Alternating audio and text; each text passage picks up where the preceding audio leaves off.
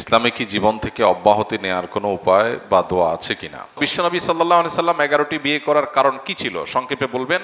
কেউ যদি হাঁচি দেয়, জোরে আলহামদুলিল্লাহ বলে, কোনো ব্যক্তি যদি সেটা শুনতে পায়, হাসির জবাব না দিলে কি গুনাহ হবে? পৃথিবীতে এমন অনেক দেশ আছে যেখানে ধর্ম পালন নিষিদ্ধ, সেখানে ইন্টারনেটও নেই। উদাহরণত উত্তর কোরিয়া। এখন প্রশ্ন হলো, সেখানে যাদের কাছে ইসলামের দাওয়াতই পৌঁছেনি তাদের অবস্থান কোথায় হবে পরকালে? এমন কোন দোয়া আছে কিনা যা পড়ে সন্তানের মাথায় ফু দিলে জ্ঞান বুদ্ধি বৃদ্ধি পাবে? সন্তানের জ্ঞান বুদ্ধি বৃদ্ধি পাওয়ার জন্য প্রথমত বাবা মা আল্লাহ সুবহানাহু ওয়া তাআলার কাছেই তাদের জন্য দোয়া করবে আর তাদেরকে দোয়া শিখাবে। নবী করিম সাল্লাল্লাহু আলাইহি সাল্লাম প্রতিদিন সকালে এবং সন্ধ্যায় দোয়া পড়তেন, বিভিন্ন রকমের দোয়া পড়তেন। সকালে একটা দোয়া তিনি পড়তেন, আল্লাহুম্মা ইন্নী আসআলুকা ইলমান নাফিআ, আল্লাহ আপনার কাছে উপকারী জ্ঞান চাই, উপকারী জ্ঞান চাই। উপকারী জ্ঞান বুদ্ধি যেন আমাদের বাড়ে, সেই জন্য আমরা প্রত্যেকে যার যার জন্য দোয়া করব। বাচ্চাকে দোয়া শিখিয়ে দেন, আপনি দোয়া পড়ে ফু না দিয়ে বাচ্চাকে শিখান তুমি আল্লাহর কাছে উপকারী জ্ঞান চাও, আল্লাহ তাকে উপকারী জ্ঞান দেবে ইনশাআল্লাহ।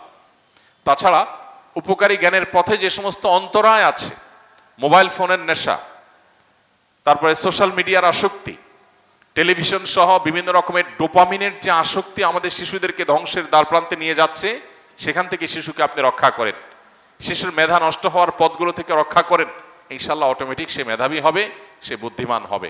এবং আল্লাহ তাআলার কাছে দোয়া যখন করবো, ইনশাআল্লাহ শিশুকে আল্লাহ তাআলা তার জীবনে তার জ্ঞানে গুণে এবং সবকিছুতে বারাকা দান করবেন।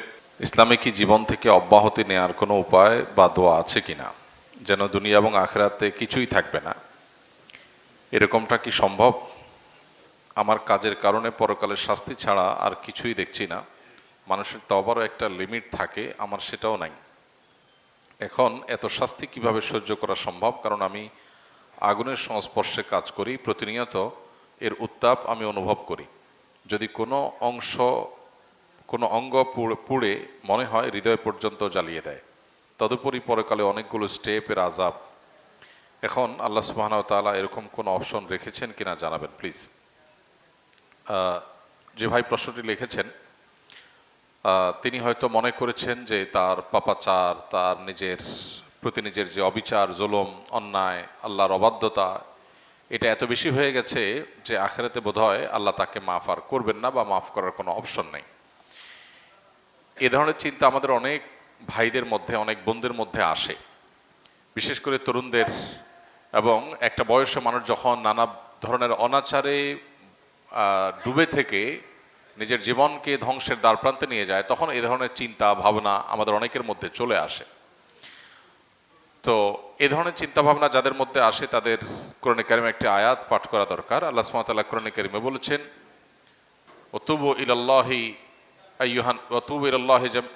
আইয়ুহান নাস, তোমরা আল্লাহর কাছে সবাই তওবা করো। আল্লাহ সুবহানাহু ওয়া তাআলা বলেছেন, লা তাকনাতু মির রাহমাতিল্লাহ ইন্নাল্লাহা ইয়াগফিরু যুনুবা জামিআ, তোমরা আল্লাহর রহমত থেকে নিরাশ হইও না, আশা ছেড়ে দিও না, কারণ আল্লাহ তাআলা সকল গুনাহ মাফ করবেন। এই আয়াতে আল্লাহ তাআলা বলেছেন তোমরা সকল গুনাহ আল্লাহর কাছ থেকে মাফ পাবে, সকল গুনাহ তিনি মাফ করবেন। এমন কোনো গুনাহ নাই যেটা ক্ষমার অযোগ্য। যিনি প্রশ্নটি লিখেছেন তিনি লিখেছেন তওবার একটা লিমিট আছে। এটা ভুল ধারণা, তওবার কোনো লিমিট নেই। তওবা এমন একটা সিস্টেম যেটা আনলিমিটেড। বান্দার তওবার কোনো লিমিটেশন নাই যে আল্লাহ এর পরে আর মাফ করবেন না, এমন কোনো কথা কোরআন হাদিসে কোথাও বলা হয়নি। বরং বান্দার পাপ বা অপরাধ যত বেশি হোক না কেন, আল্লাহর ক্ষমাশীলতা তার চাইতে অনেক বেশি।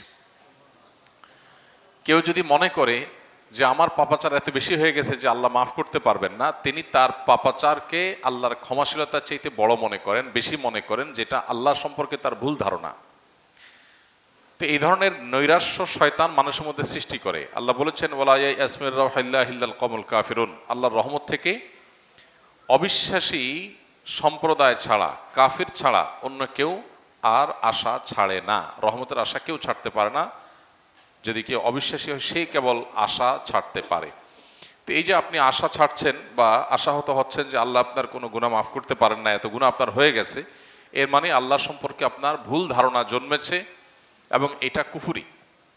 আল্লাহ সম্পর্কে এই ধরনের ধারণা থাকা এটা ভুল এবং কুফরি। এজন্য এই ধরনের ধারণা পোষণ করা অনুচিত। আপনি আল্লাহর কাছে পরিপূর্ণ তওবা করে ফিরে আসেন, আল্লাহ তাআলা সমস্ত গুনাহ মাফ করার ওয়াদা করেছেন। আল্লাহর ওয়াদা আপনাকে বিশ্বাস করতে হবে। আপনি যেটি লিখেছেন যে জীবন থেকে অব্যাহতি নেওয়ার কোনো উপায় আছে কিনা, যে আল্লাহর কাছে আমি বলবো আল্লাহ আমি জান্নাতও চাই না, জাহান্নামও চাই না, আমাকে হিসাবের বাইর করে দেন, খাতাতে নাম কেটে দেন, পুরস্কারও চাই না, তিরস্কারও চাই না, এরকম কোনো সিস্টেম নাই। আমাদেরকে অবশ্যই পুরস্কার অথবা তিরস্কার যে কোনো একটা গ্রহণ করতে হবে আমাদের কর্মপদ্ধতি অনুযায়ী। আল্লাহ বলেছেন, মান আমিলা সালিহান ফালিনাফসি ওয়া মান আসআ ফাআলাইহা ওয়া মা রাব্বুকা বিযাল্লামিন লিল আবিদ। যে ব্যক্তি ভালো কাজ করে, ভালো কিছু করে, সেটা তার জন্য করে, আবার সে কেউ যদি খারাপ কিছু করে সেটাও তার নিজের জন্য করে বা তার উপর সেটা বর্তায়। আল্লাহ কারোর প্রতি জুলুম করেন না, যা মানুষ পায় সেটা তার কর্মের ফল। তো নৈরাশ্য বা আশাহত হওয়া এটা শয়তান মানুষের মধ্যে সৃষ্টি করে। আমাদের শয়তানের বিরুদ্ধে সংগ্রাম করতে হবে, নিরাশ হওয়া চলবে না। আমাদের বিশ্বাস রাখতে হবে আমার কাজ অপরাধের জগৎ থেকে সরে আসা, সংকল্প করা, অনুতপ্ত হওয়া, লজ্জিত হওয়া, আল্লাহর কাছে ক্ষমা প্রার্থনা করা, ভবিষ্যতে এই অপরাধ আর না করার ব্যাপারে দৃঢ় আশাবাদ ব্যক্ত করা এবং সংকল্প করা। ব্যাস এইটুকু যদি আমি করতে পারি, আল্লাহ রাব্বুল আলামিন অবশ্যই আমাকে মাফ করবেন।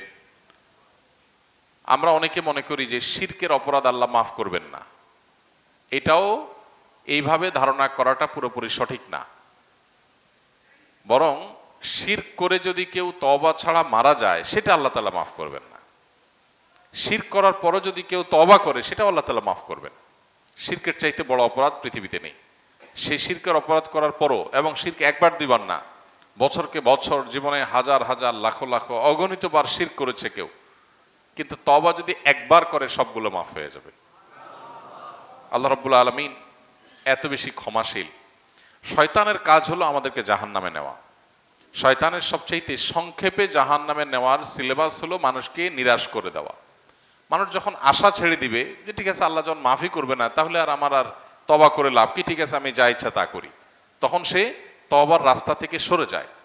এই জন্য শয়তান আমাদেরকে নিরাশ করে, আর শয়তানের বিরুদ্ধে এই সংগ্রামে জয়ী হওয়ার চেষ্টা আমাদের করতে হবে। আল্লাহ আমাদেরকে তৌফিক দান করুন। বিশ্বনবী সাল্লাল্লাহু আলাইহি সাল্লাম 11টি বিয়ে করার কারণ কি ছিল সংক্ষেপে বলবেন, কেননা প্রায় নাস্তিকদের এ নিয়ে বিদ্রুপাত্মক মন্তব্য আলোচনা করতে দেখা যায়, যা শুনে অনেক মুসলমানদের মনেও দ্বিধা দ্বন্দ্ব সৃষ্টি হয়। প্রিয় ভাইরা আমার, প্রথম কথা হলো একজন মুসলিম তিনি নিজেকে আল্লাহর কাছে সঁপে দিয়েছেন, সমর্পণ করেছেন, তিনি আত্মসমর্পণ করেছেন, এই জন্য তিনি মুসলিম হয়েছেন। কার কাছে আত্মসমর্পণ করেছেন? আল্লাহর কাছে। তিনি মনে প্রাণে বিশ্বাস করেন আল্লাহ রাব্বুল আলামিন যা নির্দেশ করেন এর ভিতরে কল্যাণ আছে, যা নিষেধ করেন এর মধ্যে ক্ষতি নিহিত আছে। আমাদের কল্যাণ এবং অকল্যাণ এটা বোঝার জন্য যারা আল্লাহতে বিশ্বাসী না, আখিরাতে বিশ্বাসী না, যারা অবিশ্বাসী নাস্তিক, তারা নিজের বিবেককে এটার মানদণ্ড বা বিভিন্ন বস্তুকে মানদণ্ড বানায় যে এটা ভালো এবং মন্দের মানদণ্ড। ঈমানদার বিশ্বাস করে যে ভালো আর মন্দের মানদণ্ড হলো ওয়াহি। আল্লাহর পাঠানো ওয়াহি যদি কোনোটাকে ভালো বলে সেটা ভালো, কোনোটাকে মন্দ বললে সেটা মন্দ। কারণ মানুষের বিবেক বুদ্ধিতে সবসময় সবকিছু ভালো বা মন্দ মনে হয় না। কলকারখানা যখন আবিষ্কার হয়েছে, পৃথিবীতে যখন ফ্যাক্টরি রেভলিউশন হয়েছে, তখন কলকারখানার কালো ধোঁয়া যে পরিবেশকে ধ্বংস করবে এটা মানুষ চিন্তাও করতে পারে নাই, কিন্তু এখন সেটা হয়েছে। মানুষ যখন প্লাস্টিকের জীবন গোটা পৃথিবীতে যখন ছেয়ে দিয়েছে, প্রত্যেকটা প্রসেসিং ফুড প্লাস্টিকের প্যাকেটে, প্লাস্টিকের বোতলে প্লাস্টিকময় জীবন যখন করে ফেলেছে, তখন মানুষ বুঝতে পারে না এটা মানুষের ধ্বংস ডেকে আনবে, পরিবেশ বিপর্যস্ত করবে। এখন মানুষ বুঝছে। মানুষ আজকে যেটাকে ভালো মনে করছে তার বিবেক দ্বারায়, কালকে তার কাছে সেটা খারাপ মনে হতে পারে। আবার আজকে যেটাকে সে খারাপ মনে করছে, কালকে তার কাছে প্রমাণ হতে পারে তার ধারণা ভুল ছিল। কারণ মানুষের জ্ঞান বুদ্ধি সব সীমিত। তার ইন্দ্রিয় নির্দিষ্ট কিছু দেখতে পায়, এর বেশি দেখতে পায় না। নির্দিষ্ট দূরে শুনতে পায়, এর বেশি শুনতে পায় না। অতএব মানুষের জ্ঞান বুদ্ধি ইন্দ্রিয় সব সীমিত। একজন ঈমানদার এই ইন্দ্রিয়ের বাইরে মহান রব্বুল আলামিনের দেওয়া তথ্যের উপর ভিত্তিতে ভালো মন্দ বিশ্বাস করে, যার কারণে তার বিশ্বাসটা যতটা যৌক্তিক, তার বিশ্বাসটা যতটা শক্ত এবং অনড়, একজন তথাকথিত নিজের বিবেক বুদ্ধি দ্বারা ভালো মন্দ নিরূপণকারী মানুষের বিশ্বাস এতটা অনড় হয় না, বরং নড়বড়ে হয়। এই জন্য আমরা যদি আল্লাহর প্রতি ঈমান এনে থাকি, তাহলে আল্লাহ রাসূলকে আল্লাহ তাআলা নির্দেশ করেছেন 11টা বিবাহ করার জন্য, নিশ্চয়ই এর ভিতরে কোনো কল্যাণ আছে। ব্যাস, এটা আল্লাহর নির্দেশ। কারণ আল্লাহ নবী আল্লাহর নির্দেশের বাইরে কোনো কিছু করেন না। আমাদেরকে একজন পুরুষকে সর্বোচ্চ 4টি বিবাহের পারমিশন দিয়েছেন যদি সে ইনসাফ করতে পারেন, না পারলে একটার বেশি না। তো এর পেছনে কল্যাণ আছে, এর পেছনে যৌক্তিকতা আছে। মানুষ যখন ঠেকায় পড়ে তখন অনেক কিছু যেটা আগে তার বুঝে আসতো না সেটা তখন তার বুঝে আসে। নবী করিম সাল্লাল্লাহু আলাইহি সাল্লামের পরে নাস্তিকরা কি বলে সেটা আমাদের দেখার বিষয় না। তিনি আল্লাহর নির্দেশের বাইরে চলেন নাই। কোরআনে আল্লাহ বলেছেন মা ইয়ানতিকু আনিল হাওয়া ইন হুয়া ইল্লা ওয়াহয়ুন ইউহা। নবীজি নিজের প্রবৃত্তি থেকে কোনো একটি কথা মুখ দিয়ে বলেন নাই, তিনি যা বলেছেন সব ওহী। সো তার বিবাহ এটা কার নির্দেশে হয়েছে? আল্লাহর নির্দেশে হয়েছে। এর ভিতরে কল্যাণ আছে, আমার বুঝে আসুক চাই না আসুক, ব্যাস এটার নাম ঈমান। আর তিনি কেন করলেন, তাহলে বাকিরা কেন পারে না? এটা হলো ওই নিজের যুক্তি, নিজের বুদ্ধি, নিজের বিবেককে দিয়ে ভালো মন্দ নিরূপণ করার চেষ্টা, যেটা মুসলিম করতে পারে না। মুসলিমের ভালো মন্দ নিরূপণের উপায় কি? ওহী, ওহীর ভিত্তিতে করবে, আল্লাহর আদেশ নিষেধের ভিত্তিতে করবে। এবার আসেন, এটা হলো মৌলিক কথা। এর পাশাপাশি একটা কথা বলে রাখি, নাস্তিকরা নবী সাল্লাল্লাহু আলাইহি সাল্লামের চরিত্রে কালিমা লিপনের যে ব্যর্থ চেষ্টা করে, সেটা অপনোদন করবার জন্য, খণ্ডন করবার জন্য আপনার নিজের ভেতরে একটি ছোট্ট ধারণাই যথেষ্ট। সেটা হলো নবী সাল্লাল্লাহু আলাইহি সাল্লামের জীবনে যত জীবন সঙ্গিনী ছিলেন, তার স্ত্রীদের মধ্যে একজন শুধু কুমারী ছিলেন, তিনি ছিলেন আয়েশা রাদিয়াল্লাহু তাআলা আনহা।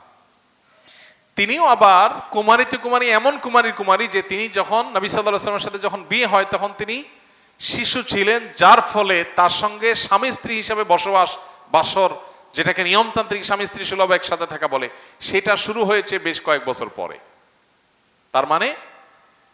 তার মানে নবী সাল্লাল্লাহু আলাইহি সাল্লাম, আমরা সাধারণত নিজেদের মানবীয় দুর্বলতার কারণে যে বিয়ে শাদী করি, অথবা একজন পুরুষ একজন নারীতে আসক্ত, একজন নারী একজন পুরুষে যে আসক্ত হয় মানবীয় দুর্বলতা থেকে, তার এই বিবাহের কোনোটি সেই জায়গা থেকে ছিল না। যদি হতো তাহলে ওই শিশু বিয়ে করে কয়েক বছর অপেক্ষা করা লাগতো না তার প্রাপ্তবয়স্ক হওয়া পর্যন্ত। তিনি চাইলে কুমারী প্রাপ্তবয়স্ক তরুণী সুন্দরী বিয়ে করতে পারতেন কি পারতেন না? লক্ষ লক্ষ সাহাবী সবাই তার কাছে মেয়ে দিতে, বোন দিতে প্রস্তুত ছিল। অমুসলিমরা বরং প্রস্তাব দিয়েছিল যে মোহাম্মদ, তুমি তোমার তাওহীদের দাওয়াত থামাও, এই মক্কার সবচেয়ে সুন্দরী নারী চাও বিয়ে করতে, আমরা বিয়ে করাবো তোমাকে। তিনি সে অফার গ্রহণ করেন নাই। আর বাকি যে 10 জন, এই 10 জনের সবাই হয় স্বামী পরিত্যক্তা, স্বামী মারা গেছেন, আর না হলে তালাক প্রাপ্তা। তার মানে কারোর বয়স নবী সাল্লাল্লাহু আলাইহি ওয়াসাল্লামের চাইতে, বয়সের চাইতে আরো অনেক বেশি। কারোর হয়তো আগে 2-3টা সন্তান ছিল, কারোর হয়তো 1টা বা 2টা বিয়ে হয়েছে। এ ধরনের নারীদেরকে সাধারণত সমাজে কে বিয়ে করতে চায়? কুমারী মেয়ে বিয়ে করার সুযোগ থাকতে এই ধরনের মেয়ে বিয়ে করতে চায় না। তার সমস্ত স্ত্রী এরকম, একজন ছাড়া যিনি কুমারী ছিলেন তিনিও আবার ছিলেন শিশু। স্ত্রী হিসেবে তার সাথে সংসার করার জন্য অপেক্ষা করতে হয়েছে কয়েক বছর। তাহলে বোঝা গেল নাস্তিকরা নবী সাল্লাল্লাহু আলাইহি সাল্লামের চরিত্রে যে কালিমা লেপন করার চেষ্টা করে সেটাতে তারা ব্যর্থ, কারণ তারা কোনোভাবে এটা প্রমাণ করতে পারবে না, নাউজুবিল্লাহ, যে আমরা মানুষ হিসেবে আমাদের মানবীয় দুর্বলতা থেকে যে আপনার পুরুষ নারীর প্রতি, নারী পুরুষের প্রতি আমরা যে আসক্ত হই, তিনি এই আমাদের মানবীয় দুর্বলতা থেকে আল্লাহ তাআলা তাকে এত ঊর্ধ্বে রেখেছেন, মানে এই জায়গাতে তার এই বিবাহগুলা মানবীয়তা দুর্বলতা থেকে হয় নাই, বরং এটা আল্লাহর ফয়সালায় হয়েছে। তিনি যে বিবাহ করেছেন ওই বিবাহ আজকালকার এই তথাকথিত নাস্তিকদেরকে যদি বলা হয় মানবিক কারণে একজন বিধবা, একজন তালাকপ্রাপ্তা, 2-3 সন্তানের মা, তোমার চাইতে বয়সে 10 বছর বেশি বিয়ে করো, জীবনে বিয়ে করবে না সে। তাহলে নবী করিম সাল্লাল্লাহু আলাইহি সাল্লামের যে বিষয়টাকে দিয়ে তার চরিত্রে কালিমা লেপন করার চেষ্টা করছো, সেটা বরং তার চরিত্রের ভালো দিক, মহানুভবতার দিক, যেটা তুমি হয়তো সেভাবে ভাবনি। সবচেয়ে বড় কথা হলো সেটা যেটা প্রথমে বলেছি, আল্লাহ রাব্বুল আলামিন তার নবীকে যে নির্দেশ করেছেন এর পেছনে বহু হিকমত, রহস্য নিহিত আছে। আমরা নিজের বিবেকের গোলামি করি না, আল্লাহর দাসত্ব করি। এটা তার একটা অ্যাসিড টেস্ট, এটা তার একটা অগ্নি পরীক্ষা, যে আল্লাহ তার নবীর জন্য ফয়সালা দিয়েছেন, তুমি মানো কিনা। নাকি আল্লাহর নির্দেশ মানতে গিয়ে তোমার বিবেককে টেনে আনো, তাহলে তুমি বিবেকের গোলাম, আল্লাহর গোলাম না। এজন্য নাস্তিকদের উস্কানি অথবা তাদের বিভ্রান্তিতে আমরা পা দেব না। আল্লাহ তাআলা আমাদের ঈমানকে হেফাজত করুন। নাস্তিকরা বা নবী সাল্লাল্লাহু আলাইহি সাল্লামের বিরুদ্ধাচরণকারী, ইসলাম মুসলমানদের প্রতি বিদ্বেষ লালনকারী যারা আছে, তারা পৃথিবীতে বেশিরভাগ মানুষই মনোবেদনায় ভোগে। তারা নিজেরা মনে করে তারা অনেক মুক্তমনা, তারা নিজের চিন্তা করতে পারছে। আমাদেরকে মনে করে আমরা বোধহয় আল্লাহর গোলামি করে আবদ্ধ হয়ে গেছি। আমরা তাদের চাইতে মানসিক সুখ তাদের চাইতে অনেক বেশি ভোগ করছি আলহামদুলিল্লাহ। অতএব আলহামদুলিল্লাহ আলা নিয়ামাতিল ইসলাম, ইসলামের নিয়ামত পেয়ে আল্লাহর কাছে শুকর। আমরা দোয়া করি আল্লাহ আমাদের সে সমস্ত বিভ্রান্ত ভাইদেরকে হেদায়েত দান করুন। আমি অফিসে থাকাকালীন সময়ে কাউকে না পেয়ে একা একা ফরজ সালাত পড়ার সময় হঠাৎ করে দেখা যায় একাধিক লোক এসে জামাতে ফরজ সালাত শুরু করে।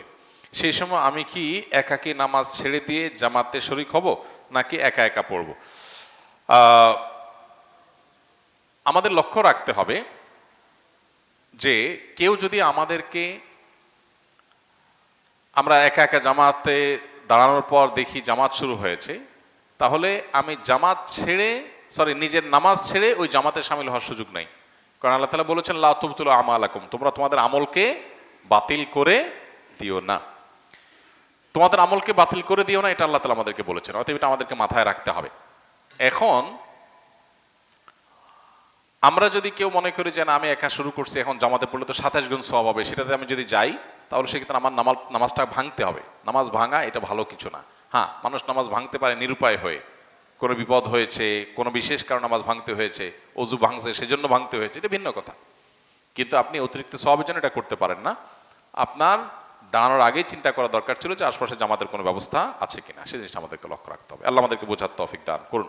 কেউ যদি হাঁচি দেয়, জোরে আলহামদুলিল্লাহ বলে, কোনো ব্যক্তি যদি সেটা শুনতে পায়, হাসির জবাব না দিলে কি গুনাহ হবে? খুবই সুন্দর একটি এবং দরকারি একটি প্রশ্ন। ইসলাম আমাদেরকে অত্যন্ত দারুণ শিষ্টাচার শিখিয়েছে এবং সামাজিক এবং পরম সৌজন্যতা বোধ সম্পন্ন মানুষ হতে শিখিয়েছে। অন্য কোনো সমাজে, অন্য কোনো সভ্যতা ইসলামের মতো এত বেশি আপনাকে সৌজন্যতা বোধ সম্পন্ন মানুষ হতে শেখায়নি। যেমন কেউ যদি আপনাকে সালাম দেয় আসসালামু আলাইকুম ওয়া রাহমাতুল্লাহ, আল্লাহ বলেছেন ওয়াইদা হুয়্যিতুম বিতাহিয়্যাতিন ফাহাইয়ু বিআহসানা মিনহা আও রুদ্দুহা, তোমাদেরকে কেউ যদি কোনো ভাষায় অভিবাদন জানায়, সালাম জানায়, তাহলে তুমি সে যতটুকু দিয়ে তোমাকে অভিবাদন দিয়েছে, সৌজন্যতা ভদ্রতার খাতিরে তিনি তোমাকে সালাম দিয়ে দোয়া করেছে, তুমি চুপচাপ থাকতে পারো না, তোমাকেও জবাব দিতে হবে পাল্টা। এবং সেটা তিনি যা বলে দিয়েছেন কমপক্ষে অতটুকু, বরং তার চাইতে বেশি, তার চাইতে বেশি দেওয়া উচিত, না হলে কমপক্ষে যতটুকু বলেছে ততটুকু। কেউ যদি বলে আসসালামু আলাইকুম ওয়া রাহমাতুল্লাহ, তুমি চুপ থাকলা, তুমি গুনাহগার হবে। কেউ যদি আসসালামু আলাইকুম ওয়া রাহমাতুল্লাহ বলার পর জবাবে যদি আপনি বলেন ওয়া আলাইকুম আসসালাম, শুধু কমায় বলেন, তাহলে আপনি গুনাহগার হবেন। তিনি যতটুকু বলেছেন কমপক্ষে ততটুকু বলতে হবে, পারলে বাড়িয়ে বলবেন। তিনি ওয়া আলাইকুম আসসালাম আসসালামু আলাইকুম বললে আপনি বলবেন ওয়া আলাইকুম আসসালাম ওয়া রাহমাতুল্লাহ। তিনি যদি বলেন আসসালামু আলাইকুম ওয়া রাহমাতুল্লাহ, তাহলে আপনি বলবেন কি ওয়া আলাইকুম আসসালাম ওয়া রাহমাতুল্লাহি ওয়া বারাকাতুহু। অনেক ইমামদের মতে এরপরে মাগফিরাত ইত্যাদিও যুক্ত করা যায়। আলবানী রাহিমাহুল্লাহ এরকম একটা কথা বলেছেন, যদিও বিশুদ্ধ মত অনুযায়ী অবারাকাতুহু শেষ, এতটুকু। যদি কি অবারাকাতুহু বলে তো আপনি অতটুকুই বলবেন। এটা হলো সৌজন্যতার শিক্ষা, যে আপনাকে একজন সালাম দিল, অনেক লোক আছে অহংকারী, সালামের জবাব শুনে মাথা ডুলায়, দুইটা ঠোঁট নাড়ালে হয়ে যায়, সেখানে আস্ত মাথা নাড়াচ্ছে। কোনো যুক্তি আছে? যে কাজ দুই ঠোঁটে করা যায় সেটার জন্য সে কি করতেছে? পুরো মাথা নাড়াচ্ছে। অনেকে মাথাও নাড়ায় না অহংকারের কারণে, এটা গুনাহ। সালাম দেওয়া কিন্তু ওয়াজিব না, কিন্তু সালামের জবাব দেওয়া ওয়াজিব। এবং জবাব মনে মনে দিলে হবে না, শুনায় দিতে হবে, কারণ শুনায় না দিলে লোকটা মনে কষ্ট পাবে।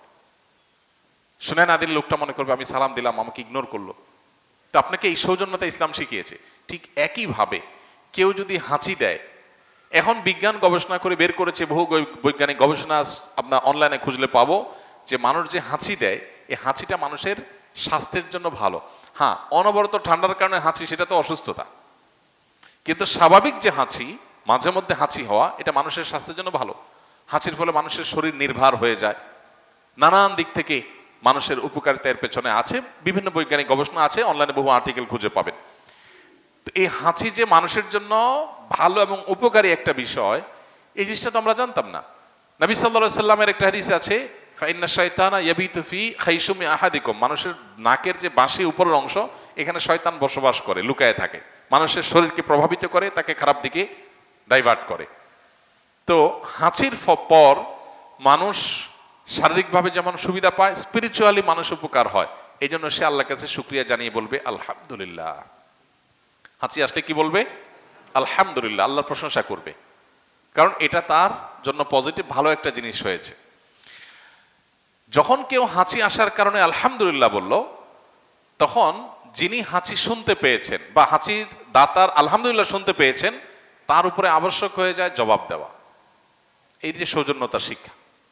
হ্যাঁ, হাঁচি যখন আসবে, হাঁচির ফলে নাক থেকে অনেক সময় ময়লা বের হয়, পানি বের হয়, গন্ধ ছড়াতে পারে, আশপাশে মানুষের কষ্ট হতে পারে। সেজন্য আমাদের হাঁচি বিভিন্ন উপায়ে আমরা সেটা যাতে অন্য পরিবেশকে নষ্ট না করে, অন্য মানুষকে নষ্ট না করে, সেজন্য আমরা হাতে, নিজের কাপড়ে, অন্য কিছুতে টিস্যু বা কিছু দিয়ে আমরা হাঁচি দেবো। সেটা তো অবশ্যই পার্ট অফ সৌজন্যতা, সেটা আমরা করবই। হাদিস নবী সাল্লাল্লাহু আলাইহি ওয়াসাল্লাম শিক্ষা দিয়েছেন, আলহামদুলিল্লাহ যদি কেউ বলে হাঁচি দেওয়ার পর আপনি যদি শুনতে পান তার আলহামদুলিল্লাহ, তাহলে আপনার উপরে আবশ্যক আপনি কি করবেন? তাকে বলবেন পাল্টা ইয়ারহামুকাল্লাহ। কেউ যদি হাসি দিয়ে আলহামদুলিল্লাহ বলে, আমরা কি বলবো তাকে? ইয়ারহামুকাল্লাহ, মানে আল্লাহ তোমার প্রতি রহম করুক। ওই ব্যক্তির আবার কর্তব্য হলো যে সে যে আমার হাসির জবাব শুনে আমাকে দোয়া দিল, আল্লাহ তোমার প্রতি রহম করুক বললো, তাহলে আমিও তার প্রতি দোয়া নিবেদন করব। তখন তার জন্য কর্তব্য হয়, তার জন্য অর্থাৎ যে হাসির জবাব শুনে ইয়ারহামুকাল্লাহ বললো, তাকে একটা দোয়া দেওয়া। কি সেটা? ইয়াহদিকুমুল্লাহ ওয়া ইউসলিহ বালাকুম। বাস এতটুকু এন্ডিং, এরপর আর পাল্টাপাল্টি নাই, তাহলে তো সারাদিন দিতে থাকতে হবে। তাহলে আলহামদুলিল্লাহ বললে হাসি দেওয়ার পর জবাবে কি বলতে হবে? ইয়ারহামুকাল্লাহ। ইয়ারহামুকাল্লাহ শোনার পর যিনি হাসি দিয়েছেন তার আবার জবাবে কি বলতে হবে? প্রত্যুত্তরে কি বলতে হবে? ইয়াহদিকুমুল্লাহ ওয়া ইউসলিহ বালাকুম। কত চমৎকার অর্থবহ দোয়া। আল্লাহ আপনাকে হেদায়েত দান করুক, সঠিক পথ দেখাক, এবং আপনার অবস্থা সংশোধন করে দিন, আপনার অবস্থা ঠিকঠাক করে দিন। একটা দোয়া। আমরা তো কত কথাই বলি, আজকাল দেখবেন একজন আরেকজনের দেখা হলে একটু বেশি আধুনিক হয়ে যাচ্ছি, তো আমরা দিন থেকে সরে যাচ্ছি, এটার নাম দিয়েছে আধুনিকতা। তো দেখা হলে বলে হাই হাই হাই বাই করলে কি হবে? আসসালামু আলাইকুম বললে আপনার প্রতি শান্তি বর্ষিত হোক, আমি একটা দোয়া করলাম। আমি দোয়া করার মধ্য দিয়ে তার প্রতি কল্যাণ কামনা করলাম। সমাজে সবাই সবার কল্যাণ কামনা করলে সমাজটাই তো জান্নাতে পরিণত হয়ে যাবে। হাই বললে কি লাভ হবে?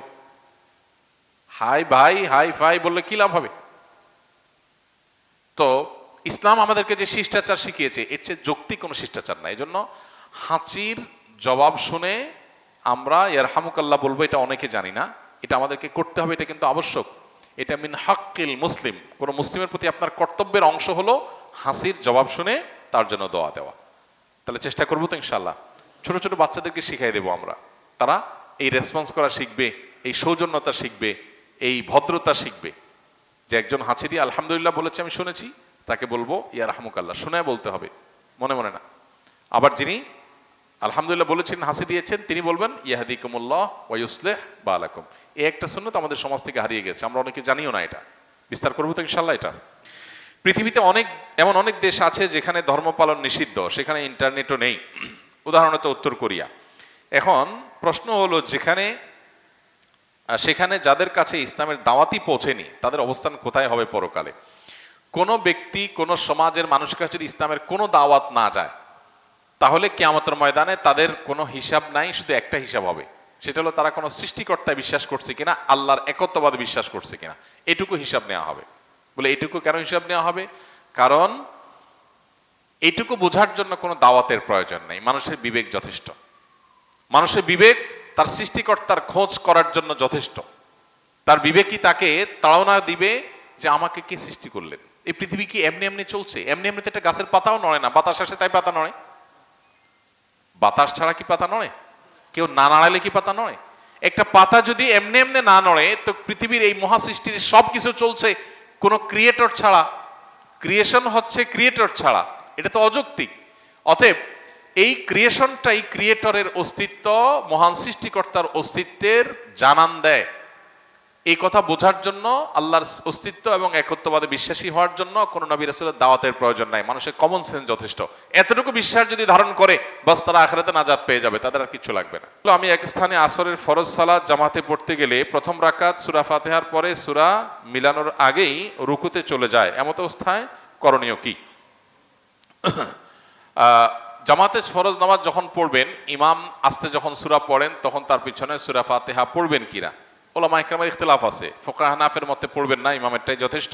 অন্য অনেক ইমামের মতে পড়বেন।